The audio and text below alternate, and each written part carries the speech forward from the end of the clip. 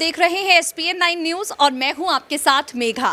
आज 10 मार्च वो तारीख है जिसका इंतजार बीते करीब 1 महीने से हर कोई कर रहा था।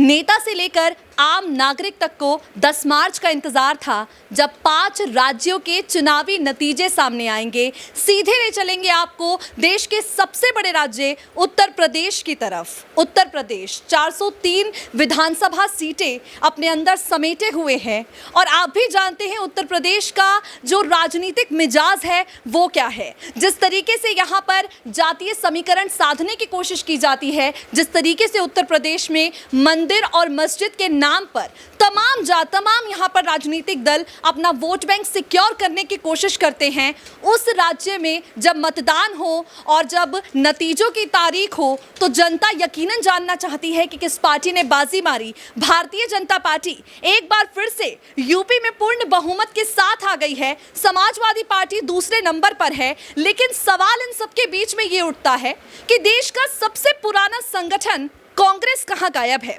यूपी के चुनावी नतीजों से यह सवाल उठता है कि आखिर प्रियंका गांधी की आंधी कहां है। एक तिनका भी क्या ये आंधी हिला पाई? आपको बता दें, 2 से 3 सीटों पर कांग्रेस उत्तर प्रदेश के चुनाव में सिमट कर रह गई है और ये 3 सीटों का परिणाम सवाल उठाता है संपूर्ण कांग्रेस पार्टी पर। ये 3 सीटों का परिणाम सवाल उठाता है प्रियंका गांधी वाड्रा के नेतृत्व पर।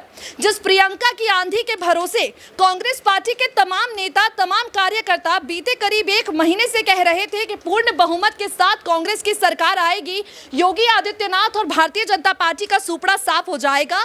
आखिर अब उन कार्यकर्ताओं के पास कहने के लिए कुछ शब्द हैं भी या नहीं? क्या गलती हो गई प्रियंका गांधी वाड्रा से? क्या गलती यहां पर कर बैठे कांग्रेस पार्टी के तमाम नेता? नेतृत्व की गलती है? मुद्दे गलत उठाए? कुछ ऐसे ये सवाल हैं जिन पर बात करेंगे। हमारे सहयोगी राहुल हमारे साथ जुड़ गए हैं।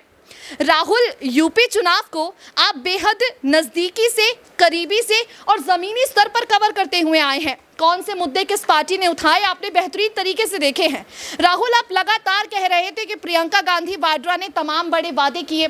आप लगातार कह रहे थे कि प्रियंका गांधी वाड्रा ने जनता के मुद्दे को उठाए। यकीनन प्रियंका ने जनता के मुद्दे को उठाए, लेकिन आज जो चुनावी नतीजे निकलकर सामने आए हैं वो यूपी की जनता का एक अलग ही मिजाज और अलग ही तस्वीर दिखा रहे हैं। क्या कहेंगे?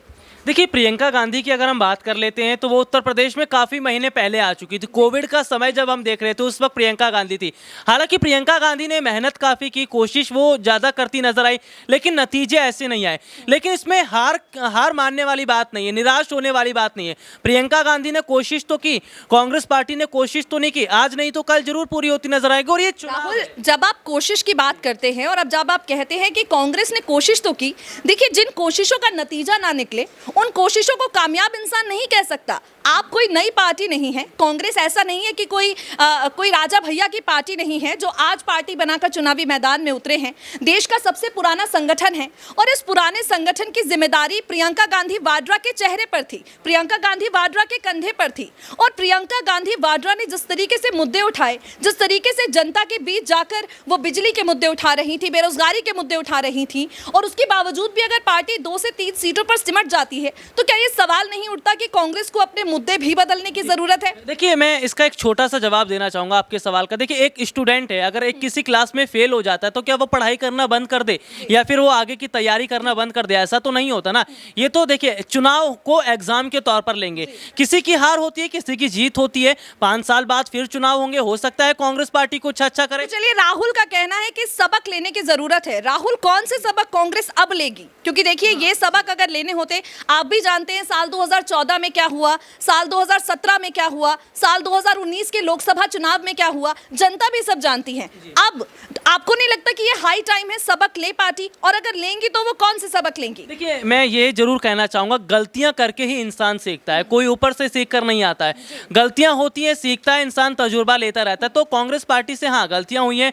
उन्होंने अगर मैं बात करूं तो कांग्रेस पार्टी ने स्टार प्रचारकों की जो सूची जारी की थी उसमें कन्हैया कुमार का नाम शामिल था, उसमें मनमोहन सिंह भी थे, सोनिया गांधी भी थे और तमाम बड़े नेता थे। उनको जमीनी स्तर पर नहीं उतारा। तो ये कांग्रेस को देखना पड़ेगा कि आपको सबसे पहले अपनी रणनीति रणनीति बनानी पड़ेगी, उसके लिए प्लान तैयार करना पड़ेगा, पार्टी को मजबूत करना पड़ेगा, टीम को मजबूत करना पड़ेगा और धीरे धीरे टीम को आगे लेकर चलना पड़ेगा। अकेले राहुल और प्रियंका गांधी चुनाव नहीं जीत सकते, क्योंकि चुनाव जीतना बच्चों का खेल नहीं है।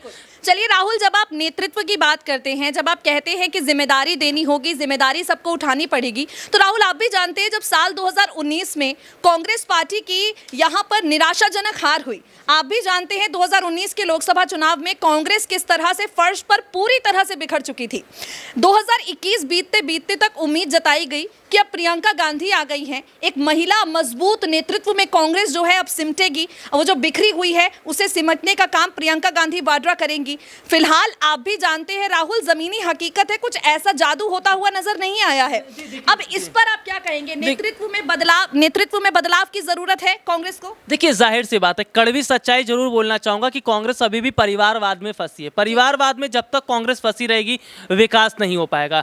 कांग्रेस का मतलब आज भी कहा जाता है राहुल, प्रियंका या सोनिया, तो इस चीज को बदलना पड़ेगा। हम ज्योतिरादित्य सिंधिया का उदाहरण दे लेते हैं। कांग्रेस का साथ छोड़कर बीजेपी में गए, देखिए कितने बड़ी उनको पोस्ट मिली, विमान मंत्रालय उनके हाथ में दिया गया और कई जिम्मेदारियां उन्हें दी गई। इसके अलावा कई बड़े चेहरे, आरपीएन सिंह की बात कर लेते, देखिए वो कांग्रेस का साथ छोड़कर गए, जितिन प्रसाद कांग्रेस का साथ छोड़कर गए, बीजेपी में गए। इसके अलावा अगर हम बात कर लेते, बहुत सारे ऐसे चेहरे जो कांग्रेस से अलग हुए, भाजपा में शामिल हुए, तो भाजपा में उन्हें आगे बढ़ाने का काम किया है।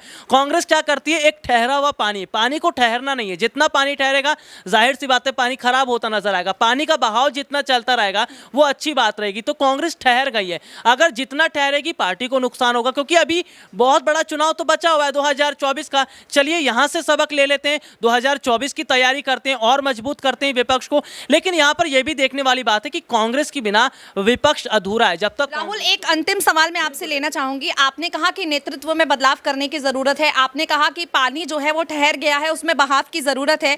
राहुल, मुद्दों पे मेरा एक अंतिम सवाल आपसे है, और मुद्दों की बात यहां पर इसलिए भी कर रही हूं क्योंकि लगातार जब भारतीय जनता पार्टी मथुरा, झांसी, लगातार जिस तरीके से भारतीय जनता पार्टी वाराणसी की बात कर रही थी, पहले दूसरे चरण के प्रचार की मैं आपसे बात कर रही हूं, उस टाइम भारतीय जनता पार्टी लगातार जो है धर्म के नाम पर राजनीति करने की कोशिश कर रही थी और प्रियंका गांधी वाड्रा नोएडा में प्रचार कर रही थी। उस दौरान प्रियंका गांधी वाड्रा ने वहां के दुकानदारों के साथ बातचीत की और जो पत्रकार वहां मौजूद थे उनको उन्होंने कहा कि आप मेरे साथ जरा इन दुकानदारों से बात कीजिए। प्रियंका गांधी वाड्रा ने वहां पर महंगी बिजली का मुद्दा उठाया और प्रियंका गांधी वाड्रा ने कहा ये गर्मी, सर्दी, बरसात, मानसून के मुद्दे से आप मत भटकिए, आप जो है बिजली पर बात कीजिए। तो प्रियंका गांधी वाड्रा जिन्होंने जमीनों से जुड़े हुए मुद्दे उठाए, महिला का मुद्दा उठाया, लड़की हूं लड़ सकती हूं, एक ऐसा मुद्दा उठाया जिस पर शायद तमाम विपक्षी पार्टियां बात करने का विचार भी नहीं करती, बावजूद इसके नतीजा नहीं है, बावजूद इसके आपके पास कोई रिजल्ट नहीं है। तो क्या अब पार्टी अपने मुद्दे भी बदलेगी, नेतृत्व भी बदलेगी? तो क्या पूरी तरह से एक नई कांग्रेस आगे आने वाले वक्त में हमें देखने को मिल सकती है? देखिए, मैंने इसका अभी थोड़ी देर पहले ही सवाल का जवाब दिया, गलती करके ही सीखते हैं। कांग्रेस पार्टी, प्रियंका गांधी ने मेहनत तो की, 2017 के समय कहीं कांग्रेस नहीं गई थी, लेकिन आज कांग्रेस दिखाई तो दी। और देखिए, विपक्ष कमजोर नहीं हुआ है। समाजवादी पार्टी ने बीजेपी को कड़ी टक्कर तो दी, यानी कि अखिलेश यादव ने कोशिश तो की, चलिए ठीक है मुख्यमंत्री नहीं बन पा रहे, 5 साल बाद फिर से बन जाएंगे, 5 साल बाद फिर चुनाव है। तो सपा को टक्कर देने के लिए, सपा जैसी टक्कर बीजेपी को देने के लिए कांग्रेस को अभी और मेहनत करनी है। देखिए, जाहिर सी बात है पार्टी को बूथ लेवल पर उतरना पड़ेगा, बूथ लेवल पर मजबूत होना पड़ेगा। ये नहीं है कि चुनाव से 1-2 महीने आप पहले चले जाएंगे, काफी समय पहले उतरना पड़ता है। किसी भी राज्य के अगर चुनाव हो, वहां पर जनता से मुलाकात करनी पड़ती। समाजवादी पार्टी बहुत पहले उतर चुकी थी। समाजवादी पार्टी के नेता हैं, कार्यकर्ता हैं, वो लगातार काम कर रहे थे। समाजवादी पार्टी बूथ लेवल पर मजबूत थी, बीजेपी बूथ लेवल पर मजबूत थी, लेकिन कांग्रेस नहीं थी, जो हकीकत की सच्चाई है। प्रियंका गांधी के 2-4 नारे कह देने से या कांग्रेस पार्टी के नारे लगा देने से प्रभाव नहीं पड़ता। आपको जनता के साथ जुड़ना पड़ेगा, आपको लोगों को समझना पड़ेगा, अपनी बात रखनी पड़ेगी, धीरे धीरे अपने घोषणा पत्र को ग्रामीण स्तर तक पहुंचाना पड़ेगा। उत्तर प्रदेश में हम ये देख रहे हैं कि वहां पर शहरी इलाका भी है, ग्रामीण इलाका भी है, तो जनता क्या है, जनता तक चीजें नहीं पहुंच पाई प्रियंका गांधी। चलिए, देखिए, मैं आखिरी बात जरूर कहूंगा, मेन स्ट्रीम मीडिया ने कांग्रेस को कहीं भी कवर नहीं किया। प्रियंका गांधी आज मुद्दों की अगर बात कर रही थी, रोजगार की बात कर रही थी, शिक्षा या विकास की बात कर रही थी, अपने लिए तो नहीं कर रही थी, जनता के लिए कर रही थी। चलिए अब बिल्कुल, लेकिन दिखाया नहीं। चलिए चलिए, अब हार गई है कांग्रेस पार्टी, तो राहुल का कहना है कि कुछ बदलाव पार्टी को, संगठन को अपने भीतर करने की जरूरत है। और राहुल का यह भी कहना है कि जिस तरीके से प्रियंका गांधी वाड्रा के दावे और वादे जनता तक नहीं पहुंचे, वो जनता तक पहुंचने चाहिए थे। खैर, आवाज प्रियंका की अगर और बुलंद हो, अगर आवाज कांग्रेस की और बुलंद हो, तभी उनकी बातें जनता तक पहुंच पाएंगी, क्योंकि अपनी हार का बिल किसी और के नाम पर फाड़ना अपने आप में बहुत बड़ी नाकामी है।